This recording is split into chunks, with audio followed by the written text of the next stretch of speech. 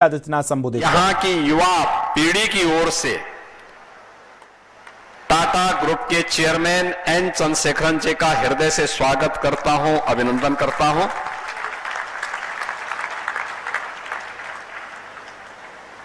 आज के इस कार्यक्रम में यहां पर उपस्थित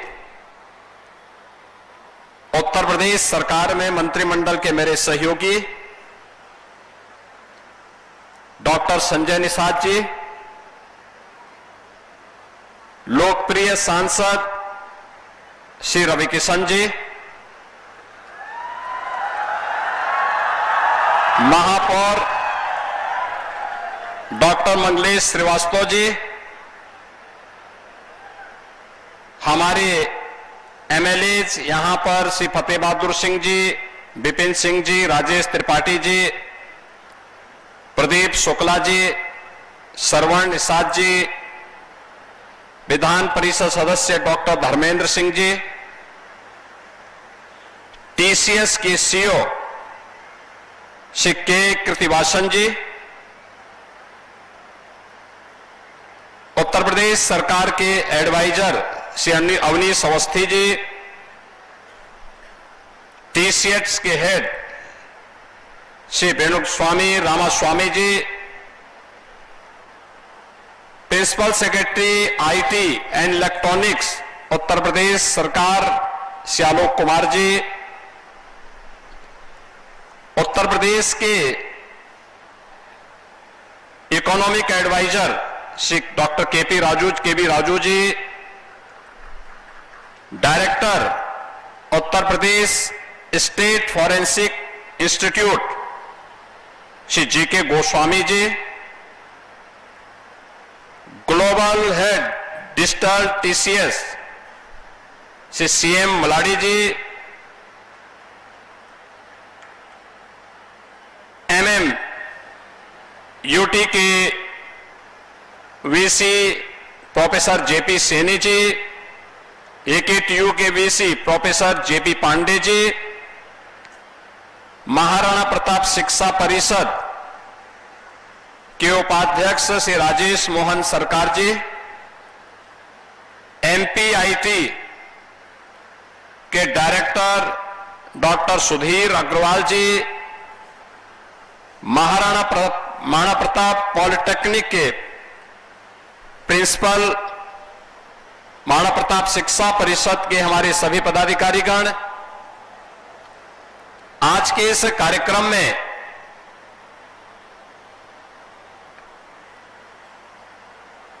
टाटा ग्रुप से जुड़े हुए हमारे सभी अधिकारीगण, महाराणा प्रताप शिक्षा परिषद और पूर्वी उत्तर प्रदेश के तमाम तकनीकी संस्थाओं से जुड़े हुए सभी अन्य यहां पे उपस्थित अधिकारीगण, गोरखपुर समेत उत्तर प्रदेश के अलग अलग जनपदों से उपस्थित हमारे भारत के भविष्य मेरे युवा साथियों, मैं सबसे पहले पूर्वी उत्तर प्रदेश की इमर्जिंग टेक्नोलॉजी के इस पहले सेंटर ऑफ एक्सीलेंस के लिए टाटा टेक्नोलॉजीज के द्वारा जो गोरखपुर में स्थापित किया गया है, इसके लिए टाटा ग्रुप को हृदय से धन्यवाद देते हुए आप सभी युवाओं को, जिनको यहां पर ट्रेनिंग लेने का और अपने भविष्य को संवारने और आगे बढ़ाने का एक प्लेटफॉर्म प्राप्त होगा, इसके लिए मैं हृदय से आप सबको बधाई देता हूं, अपनी शुभकामनाएं देता हूं। मित्रों, यहां गोरखपुर की धरती ही नहीं बल्कि पूर्वी उत्तर प्रदेश, पश्चिमी उत्तर बिहार और नेपाल की तराई से जुड़े हुए नौजवानों के लिए, अन्नदाता किसानों के लिए, आधी आबादी महिलाओं के लिए एक टेक्नोलॉजी की ज्योति बनकर के न केवल पूर्वी उत्तर प्रदेश बल्कि भारत के विकास के लिए प्रकाश देने का माध्यम बनेगा। टाटा समूह के सहयोग से स्थापित एआई एवं इमर्जिंग टेक्नोलॉजी पर केंद्रित यह सेंटर ऑफ एक्सीलेंस न केवल वर्तमान की बल्कि भविष्य की उन आवश्यकताओं की पूर्ति करने में सहायक होगा जो आत्मनिर्भर भारत और विकसित भारत की प्रधानमंत्री जी की संकल्पना है, और उनकी संकल्पना के अनुरूप आत्मनिर्भर और विकसित उत्तर प्रदेश को बनाने के लिए जो हम लोगों ने रोड मैप अपना तैयार किया है, उस रोड मैप के लिए एक प्लेटफॉर्म का काम करेगा, जहां पे आर्टिफिशियल इंटेलिजेंस के साथ ही machine learning, data science, cyber security, space technology जैसे डिजिटल युग के मेजर पिलर्स पर विशेष फोकस करते हुए आज इस सेंटर ऑफ एक्सीलेंस को आगे बढ़ाया जा रहा है, इसका लोकार्पण किया जा रहा है। इसके साथ ही ड्रोन एवं 3D प्रिंटिंग जैसे इनोवेटिव टेक्नोलॉजी, स्पेस टेक्नोलॉजी जैसे उन्नत क्षेत्रों में भी यहां के युवाओं के लिए एक टेक्नोलॉजी कल प्लेटफॉर्म उपलब्ध हो सके, यह सेंटर ऑफ एक्सीलेंस यहां के युवाओं को उस वैश्विक प्रतिस्पर्धा के लिए तैयार कर सके। आज यह कार्यक्रम इस सेंटर ऑफ एक्सीलेंस से यहां पर प्रारंभ किया जा रहा है। मैं आज के इस अवसर पर इस इमर्जिंग टेक्नोलॉजी के माध्यम से पूर्वी उत्तर प्रदेश के युवाओं के तकनीकी उन्नयन, रिसर्च, इनोवेशन एंड एंटरप्रेन्योरशिप को बढ़ावा देने के लिए मैं इस सेंटर ऑफ एक्सीलेंस के लिए टाटा समूह को हृदय से धन्यवाद देता हूं। मित्रों, यह सेंटर ऑफ एक्सीलेंस इनोवेशन का, स्टार्टअप्स का, पेटेंट्स एंड टेक्नोलॉजी ट्रांसफर को एक नई गति भी देगा। यह सेंटर युवाओं, महिलाओं, किसानों के सशक्तिकरण के साथ ही पूर्वी उत्तर प्रदेश जो कभी उत्तर प्रदेश का सबसे बैकवर्ड एरिया माना जाता था, उस क्षेत्र में वहां का युवा, वहां का किसान, वहां की महिलाएं तकनीकी दृष्टि से सशक्त होंगी तो स्वाभाविक रूप से ये पूरा क्षेत्र समृद्ध होगा। और यही तो प्रधानमंत्री जी का विजन है कि यह सदी भारत की सदी है और इस सदी का आधार हमारी युवा शक्ति बने, आधी आबादी बने और तकनीक उसमें उनका सहायक बने। आज एमपीआईटी में टाटा समूह के सहयोग से स्थापित सेंटर ऑफ एक्सीलेंस वास्तव में प्रधानमंत्री जी के उसी विजन को, जो digital India, startup India, make in India और आत्मनिर्भर भारत के लक्ष्य को जमीनी धरातल पर उतार करके विकसित भारत की संकल्पना को आगे बढ़ाने के प्रयास का एक हिस्सा है। और मुझे प्रसन्नता है कि महाराणा प्रताप शिक्षा परिषद इस अभियान में आगे आकर के इस टेक्नोलॉजी, इमर्जिंग टेक्नोलॉजी के लिए अपने आप को तैयार किया। वास्तव में महाराणा प्रताप शिक्षा परिषद की जब हम बात करते हैं, 1932 में जब देश स्वतंत्र था, तब तत्कालीन गोरक्ष पीठाधीश्वर महंत श्री दिग्विजय नाथ जी महाराज ने गोरखपुर में महाराणा प्रताप शिक्षा परिषद की स्थापना की। ये महाराणा प्रताप शिक्षा परिषद वही शिक्षा परिषद है जिसने जब पूर्वी उत्तर प्रदेश के अंदर पहले विश्वविद्यालय की स्थापना के एक अभियान को आगे बढ़ाना था, तब गोरक्षपीठ और महंत दिग्विजय नाथ जी महाराज आगे आए थे। उन्होंने महाराणा प्रताप शिक्षा परिषद के अपनी 2 संस्थान उत्तर प्रदेश सरकार को दिए थे और गोरखपुर में गोरखपुर विश्वविद्यालय की आधारशिला और गोरखपुर विश्वविद्यालय का शुभारंभ हो पाया था। और आज मुझे प्रसन्नता है कि महाराणा प्रताप शिक्षा परिषद का ही एक उपक्रम Maharana Pratap institute of technology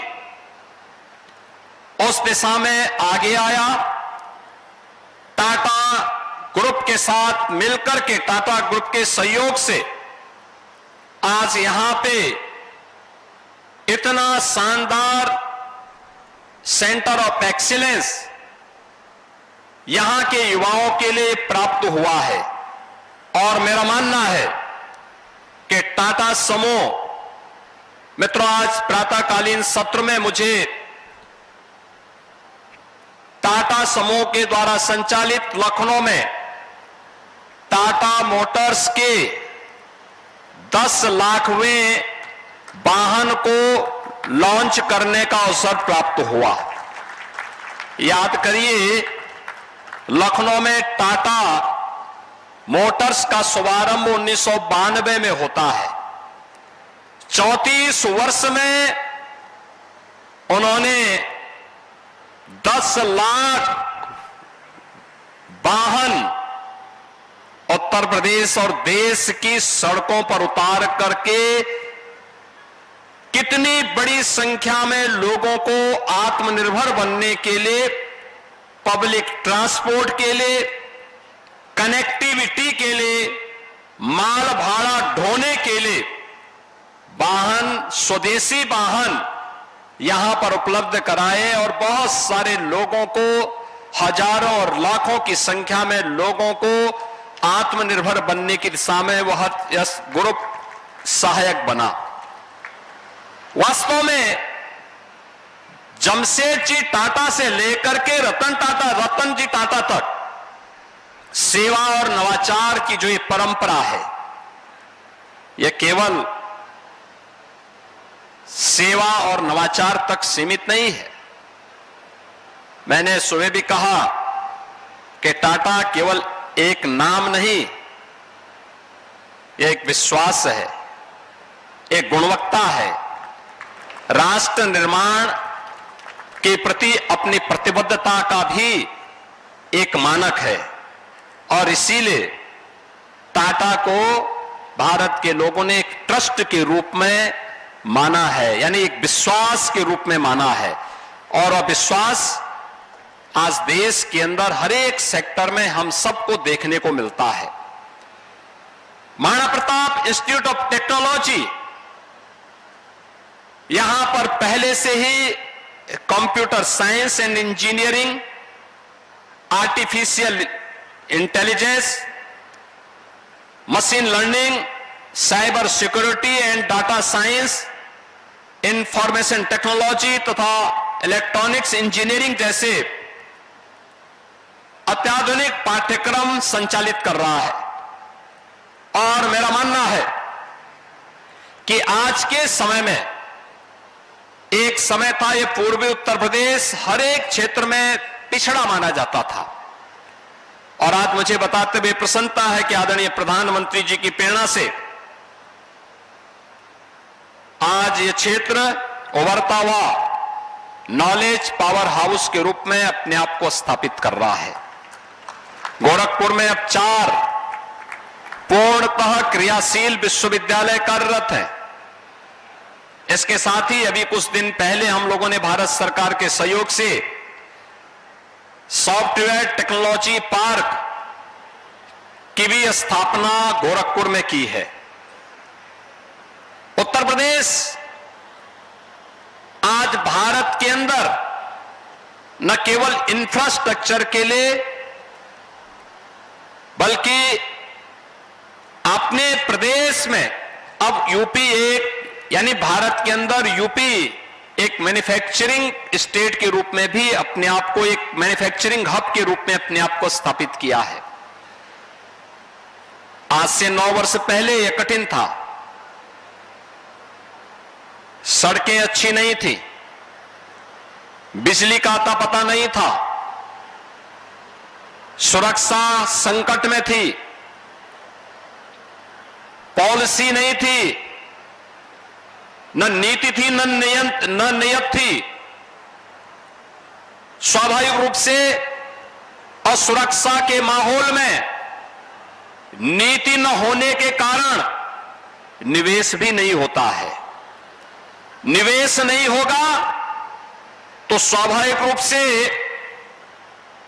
employment भी जनरेट नहीं होगा, एम्प्लॉयमेंट भी नहीं मिलेगा। और आज मुझे बताते हुए प्रसन्नता है कि देश के अंदर बेहतरीन इंफ्रास्ट्रक्चर के रूप में उत्तर प्रदेश ने आज अपने आप को स्थापित किया है। एक्सप्रेसवे आपने देखा होगा, कल ही प्रधानमंत्री जी के कर कमलों से दिल्ली से लेकर के देहरादून तक एक इकोनॉमिक कॉरिडोर का लोकार्पण हुआ। इस इकोनॉमिक कॉरिडोर का 65 से 70% भूभाग उत्तर प्रदेश से होकर के जाता है, यानी उत्तर प्रदेश उसका सर्वाधिक लाभ लेने वाला राज्य है। और इससे पहले उत्तर प्रदेश ने अपने यहां पिछले 9 वर्ष में उत्तर प्रदेश को एक्सप्रेसवे के स्टेट के रूप में स्थापित किया है। आज देश के अंदर कुल एक्सप्रेसवे का 55% एक्सप्रेसवे अकेले उत्तर प्रदेश के पास है। गंगा एक्सप्रेसवे इसी महीने हम उसको भी राष्ट्र को समर्पित करवाने जा रहे हैं। तब उत्तर प्रदेश का शेयर होगा 60%। 60% एक्सप्रेसवे पर उत्तर प्रदेश का हिस्सा होगा। एयर कनेक्टिविटी उत्तर प्रदेश की बड़ी है। आपने स्पेस में भारत के मिशन को छोड़ते हुए देखा होगा, लेकिन जब यूपी का युवा उसमें पारंगत नहीं होगा तो उस फील्ड में जाएगा कैसे। मुझे याद है आज से 5 वर्ष पहले जब मैंने अपने टेक्निकल यूनिवर्सिटीज से कहा था इसके बारे में कि हमें इमर्जिंग टेक्नोलॉजी पे ध्यान देना होगा, इमर्जिंग टेक्नोलॉजी को यहां के पाठ्यक्रम का हिस्सा बनाना होगा। एआई को, ड्रोन टेक्नोलॉजी को, 3D प्रिंटिंग को, रोबोटिक को, साइबर सिक्योरिटी को। आज आप देखते होंगे, आप में से बहुत सारे लोग होंगे जो साइबर फ्रॉड के शिकार हुए होंगे। लोग बोलते नहीं है, दोस्तों को जरूर करेंगे, लेकिन जब स्वयं चपेटे में आते हैं तो उस समय या तो छुपाते हैं या फिर इधर उधर कानाफूसी करते हैं। लेकिन यह एक चैलेंज हो चुका है और आज इसके लिए कार्य, अगर हमने समय के पहले इसके बारे में सोचा नहीं तो वास्तव में एक संकट हम सबके सामने आएगा। और उसी संकट से उभारने के लिए जब इस पर कार्य प्रारंभ हुआ, आज मुझे प्रसन्नता है ये पाठ्यक्रम प्रारंभ हुए और इसमें हमारे युवा भी आज पारंगत हो रहे हैं। मैं आज इसके बारे में बात कर रहा था। टाटा समूह के चेयरमैन सामान्य से एन चंद्रशेखरन जी से मैं चर्चा कर रहा था, एआई का उपयोग कैसे हो सकता है प्रत्येक क्षेत्र में। ये टेक्नोलॉजी, इमर्जिंग टेक्नोलॉजी का केंद्र तो है ही, लेकिन जीवन को सहज और सरल बनाने के साथ ही हर एक फील्ड में इसकी स्पीड को, गति को कैसे हम बढ़ा सकते हैं, उसमें कैसे टेक्नोलॉजी उसमें सहायक हो सकती है। आज व्यापक संभावनाएं हैं और मैं आप जो युवा यहां पर आए हैं, इतने हजारों की संख्या में युवा यहां पर आए हुए हैं, इन सबसे मैं कहूंगा वे यहां पर देखें, जब यहां पे सेंटर ऑफ एक्सीलेंस के बाहर कुछ स्टार्टअप्स लगे हैं, कैसे इसका उपयोग किसान कर सकता है, कैसे मेडिकल हेल्थ केयर में इसका उपयोग हो सकता है, कैसे यहां पर हम लोग इस टेक्नोलॉजी का उपयोग जीवन के अलग अलग क्षेत्र में कर सकते हैं। यह एक अवसर आप सभी के पास है, और खासतौर पर अगर आपको देखना है तो आपको ये फील्ड व्यापक संभावना वाला मिलेगा, उतनी व्यापक संभावना वाला जितनी व्यापक संभावनाओं वाला आपका उत्तर प्रदेश है। उत्तर प्रदेश ये केवल उत्तर प्रदेश नहीं है, अनलिमिटेड पोटेंशियल का प्रदेश है, और ये अनलिमिटेड पोटेंशियल के इस प्रदेश की इन संभावनाओं को आगे बढ़ने में टेक्नोलॉजी एक बड़ी भूमिका का निर्वहन कर सकता है। आज उसी का उपयोग करने, उसके अनुरूप वातावरण बनाने का परिणाम क्या है? भारत के अंदर मोबाइल मैन्युफैक्चरिंग के जितने भी मैन्युफैक्चरिंग होती है उसमें 55% उत्तर प्रदेश में हो रहे हैं वर्तमान में, यानी इतनी बड़ी संख्या में वहां रोजगार मिल रहा है। इलेक्ट्रॉनिक कंपोनेंट 55 से 60% आज के दिन पर उत्तर प्रदेश में बन रहा है। एमएसएमई 96 लाख से अधिक एमएसएमई आज के दिन पे यूपी के पास है, और उत्तर प्रदेश के पास वर्तमान में हम लोगों ने 32,000 से अधिक बड़े कारखाने वर्तमान में आज उत्तर प्रदेश के अंदर संचालित हैं। 22,000 से अधिक स्टार्टअप आज उत्तर प्रदेश की अर्थव्यवस्था को आगे बढ़ाने में अपना योगदान दे रहे हैं। आज आईटी, इलेक्ट्रॉनिक्स, मोबाइल मैन्युफैक्चरिंग का हब हमारा एनसीआर बना है। कानपुर लेदर और ड्रोन टेक्नोलॉजी का हब बना है। पूर्वी उत्तर प्रदेश एग्रीटेक और एमएसएमई का हब बना है। लखनऊ हम डिफेंस कॉरिडोर और ईआईसीटी के रूप में उसे डेवलप कर रहे हैं। बुंदेलखंड में हम 56,000 एकड़ में एक नई industrial city, future ready industrial township और फार्मा पार्क की स्थापना हम लोग बुंदेलखंड क्षेत्र में कर रहे हैं। आज उत्तर प्रदेश टैलेंट, टेक्नोलॉजी और इंडस्ट्री के एक नए हब के रूप में स्थापित हो रहा है। IT, electronics, AI, semiconductor, startup and data centre से लेकर के एमएसएमई और डिफेंस मैन्युफैक्चरिंग तक, ये सभी कुछ आज यहां पर यूपी के अंदर मजबूती के साथ, तेजी के साथ, डबल इंजन सरकार की डबल स्पीड के साथ आगे बढ़ते हुए दिखाई दे रहे हैं। साइबर सिक्योरिटी का, रोबोटिक्स का, इलेक्ट्रिक व्हीकल का, आज हम लोगों ने जो 10 लाख हुई टाटा मोटर्स की गाड़ी, जो जिसमें हम लोग आज इसको लखनऊ में हम लोगों ने फ्लैग ऑफ किया, कितनी शानदार बस थी। और मैं जैसे वह बाहर आई तो उस बस को मैंने देखा कि वह एयर इंडिया के लिए जा रही है, यानी पहले से ही ऑर्डर है, और इलेक्ट्रिक व्हीकल है। इलेक्ट्रिक व्हीकल के भी एक नए मैन्युफैक्चरिंग के हब के रूप में उत्तर प्रदेश स्थापित हो रहा है। एग्रीटेक के लिए हम वर्ल्ड बैंक के साथ मिलकर काम कर रहे हैं, फिनटेक के लिए काम कर रहे हैं, डीप टेक के लिए काम कर रहे हैं, हेल्थ टेक के लिए 2 centre of excellence IIT Kanpur और एससीपीजीआई लखनऊ में हमारे स्थापित हो रहे हैं। टूरिज्म व हॉस्पिटैलिटी और स्पोर्ट्स जैसे क्षेत्रों में भी आज उत्तर प्रदेश तेजी के साथ आगे बढ़ करके इसमें निवेश के लिए भी, नवाचार के लिए भी और रोजगार के लिए भी, इन सभी युवाओं के लिए नए नए द्वार आज उत्तर प्रदेश के अंदर खुल रहे हैं। और मेरा मानना है कि एआई आज के समय की आवश्यकता है। हम सबको इसमें अपने आप को पीछे नहीं करना है। यहां पे जितने भी इंस्टीट्यूशन से जुड़े हुए युवा आए हैं। मैं यहां एमपीआईटी के डायरेक्टर से भी और यहां पे जो फैकल्टी काम कर रही है उन सबसे भी आग्रह करूंगा कि इन सभी छात्रों को यहां जोड़ करके इन सभी कार्यक्रमों के लिए इनके अलग अलग प्रकार के पाठ्यक्रम तैयार करिए। किसी के लिए सर्टिफिकेट कोर्स हो, किसी के लिए अन्य कार्यक्रमों का, अब किसी के लिए डिप्लोमा हो, किसी के लिए डिग्री का हो, क्योंकि यही इन्हें इनके लक्ष्य की ओर आगे बढ़ाएगी। और टारगेट कैसे अचीव किया जाता है?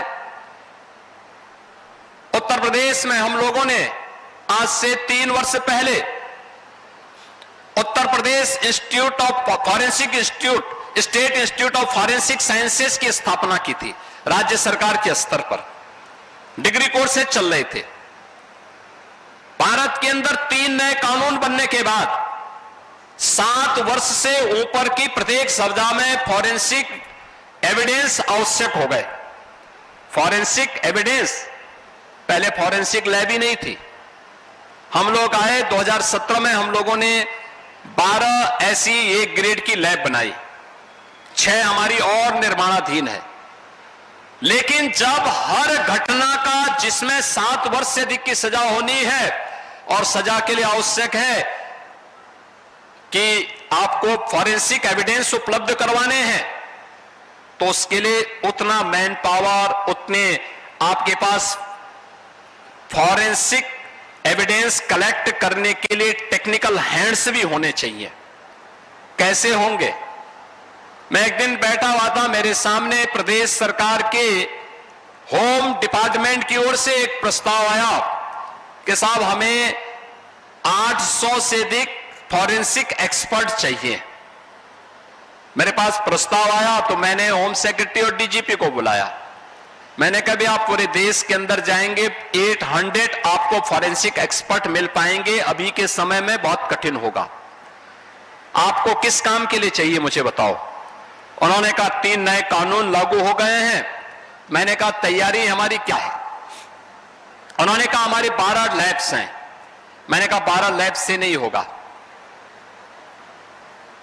हर जनपद में 2-2 मोबाइल फॉरेंसिक लैब भी हम लोगों ने उपलब्ध कराई। यानी 75 जनपद हैं, 150 ये उपलब्ध करवाई गई। 12 बन चुकी हैं, 6 और निर्माणाधीन है। हमने कहा इसको भी एक समय के अंदर पूरा करो। लेकिन आपको ये फॉरेंसिक एक्सपर्ट 800 किस काम के लिए चाहिए? उन्होंने कहा यही तो करेंगे। मैंने कहा नहीं भाई, एविडेंस तो टेक्नीशियन कलेक्ट करेंगे, एक्सपर्ट आपकी लैब का संचालन करेंगे, वे इसमें अपनी एडवाइस देंगे और आप इसकी ट्रेनिंग की प्रोग्राम को आगे बढ़ाएं। उन्होंने कहा बहुत समय लगेगा, कैसे हम काम करेंगे? मैंने कहा आपके पास फॉरेंसिक इंस्टीट्यूट है, हर जनपद से 6-6 पुलिस कर्मियों को बुलाइए, जिनकी रुचि हो, जिनकी उस प्रकार की पढ़ाई हुई हो, उन लोगों को बुलवाइए, पहले चरण में उनकी ट्रेनिंग करवाइए, फिर कैंपस सिलेक्शन करवाइए और एक साथ लगा दें। आज यूपी स्टेट फॉरेंसिक इंस्टीट्यूट के डायरेक्टर भी यहां पर उपस्थित हुए हैं, वो रिटायर्ड आईपीएस हैं, वे भी यहां पर उपस्थित हुए हैं। और उन्होंने जो मुझे बताया, मैं पिछले दिनों मुझसे मिलने के लिए आए थे, मैंने कहा, उन्होंने कहा मैंने 300 जो हमारे टेक्नीशियन थे उनकी ट्रेनिंग मैंने पूरी कर दी है, शेष टीम का मैं कर रहा हूं। यानी यूपी पहला राज्य होगा, इतना बड़ा राज्य होने के बावजूद हर जनपद में हम फॉरेंसिक एविडेंस के लिए टेक्निकल हैंड पावर उपलब्ध करवा रहे हैं। और मुझे लगता है कि सेंटर ऑफ एक्सीलेंस, इसी प्रकार से हमें अलग अलग प्रकार के पाठ्यक्रम तैयार करने पड़ेंगे, उसके लिए युवाओं को उसके साथ जोड़ना पड़ेगा। और मेरा मानना है टेक्नोलॉजी के पास जितना आप नजदीक जाएंगे और टेक्नोलॉजी को अपने साथ जोड़ करके मजबूती के साथ आगे बढ़ेंगे, टेक्नोलॉजी उतना ही आपके हाथों का खिलौना बनेगी, वो आपके लिए कठिन नहीं लगेगी।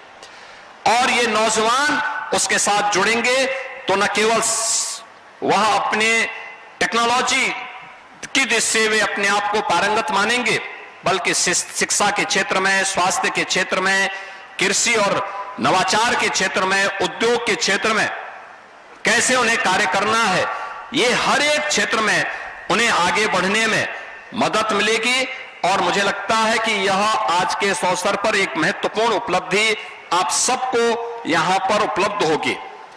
मैं आज के इस अवसर पर टाटा ग्रुप को इस बात के लिए भी धन्यवाद दूंगा कि उन्होंने उत्तर प्रदेश सरकार के साथ टेक्नोलॉजी पार्टनर के रूप में जिस मजबूती के साथ काम किया। कोई सोचता था कि आईटीआई में भी एआई के बारे में, 3D प्रिंटिंग के बारे में, साइबर सिक्योरिटी के बारे में या अन्य जो हमारे रोबोटिक के बारे में वहां जानकारी मिल पाएगी। और मुझे बताते हुए प्रसन्नता है कि टाटा टेक्नोलॉजीज ने उत्तर प्रदेश के अंदर 150 आईटीआई को इसमें पूरी तरह वेल इक्विप्ड लैब्स बना करके उन्हें प्रारंभ किया है और अब उन्हें हब एंड स्पोक मॉडल पर आगे बढ़ाने की तैयारी प्रदेश भर में चल रही है। ये सभी नौजवान जब इस फील्ड में जानकारी रखेंगे, मेरा मानना है उनके लिए देश में ही नहीं बल्कि दुनिया में भी कहीं भी कार्य की कमी नहीं रहेगी। हर एक क्षेत्र में उनके लिए ढेर सारे अवसर होंगे और उस ढेर सारे अवसर के लिए उन्हें आगे बढ़कर के कार्य करना होगा। इन सभी युवाओं को आगे बढ़ना होगा। अभी इस फील्ड में हम लोग बहुत सारे क्षेत्र में टाटा टेक्नोलॉजीज के साथ, टाटा ग्रुप के साथ मिलकर के सरकार भी और प्रदेश के अलग अलग तबके को भी हम इसके साथ जोड़ करके इन कार्यक्रमों को आगे बढ़ाने का कार्य करेंगे। टाटा टेक्नोलॉजीज के ही माध्यम से आज हमें डिफेंस इंडस्ट्रियल कॉरिडोर में झांसी नोड के पास एक कॉमन फैसिलिटी सेंटर सीएफसी के स्थापना में भी उनकी सहभागिता उत्तर प्रदेश के अंदर इसमें भी हुई है। इसके अतिरिक्त टाटा कंसल्टेंसी सर्विसेज ने नोएडा में भी अत्याधुनिक आईटी और आईटीएस की अपनी जो सुविधाएं थी उसको और सुदृढ़ करके अगले 2-3 वर्ष में जो उनकी क्षमता है उसको दुगनी से अधिक करने के लिए अपने कार्यक्रम को आगे बढ़ाया है। इसके अलावा टाटा ग्रुप ने आगरा, लखनऊ, वाराणसी सहित प्रदेश के विभिन्न भागों में वर्ल्ड क्लास हॉस्पिटैलिटी सर्विसेज की स्थापना, उत्तर प्रदेश को वैश्विक स्तर पर एक उच्च गुणवत्ता वाले पर्यटन यानी टूरिज्म डेस्टिनेशन के केंद्र के रूप में स्थापित करने के लिए भी एक महत्वपूर्ण भूमिका का निर्वहन आज यह ग्रुप कर रहा है। और मुझे पूरा विश्वास है कि जैसे जो पार्टनरशिप नए भारत के निर्माण को लेकर के, भारत के विकसित भारत बनाने की इस परिकल्पना को साकार बनाने के लिए टाटा ग्रुप के द्वारा भारत के अंदर दिया जा रहा है अपने टेक्नोलॉजी और अपने अन्य सर्विसेज के माध्यम से उत्तर प्रदेश के अंदर एक बेहतरीन साझेदारी टाटा ग्रुप के माध्यम से प्रारंभ हुई है। मुझे पूरा विश्वास है कि न केवल उत्तर प्रदेश बल्कि उसका जो सबसे बैकवर्ड क्षेत्र माना जाता था पूर्वी उत्तर प्रदेश, वहां के युवा और समाज के अलग अलग तबके के लोग इन सभी से लाभान्वित होकर के आगे बढ़ेंगे। न केवल अपने भविष्य को संवारेंगे बल्कि प्रधानमंत्री जी के विजन विकसित भारत, विकसित उत्तर प्रदेश की परिकल्पना को साकार करने में भी वे सभी लोग मदद दे पाएंगे। इस विश्वास के साथ मैं आज के इस अवसर पर एक बार फिर से गोरखपुर में स्थापित, एमपीआईटी में स्थापित इस सेंटर ऑफ एक्सीलेंस के लिए आप सभी युवाओं को हृदय से बधाई देता हूं, अपनी शुभकामनाएं देता हूं। टाटा टेक्नोलॉजीज और टाटा ग्रुप को इस केंद्र की स्थापना के लिए हृदय से धन्यवाद देते हुए अपनी वाणी को विराम देता हूं। धन्यवाद। जय हिंद।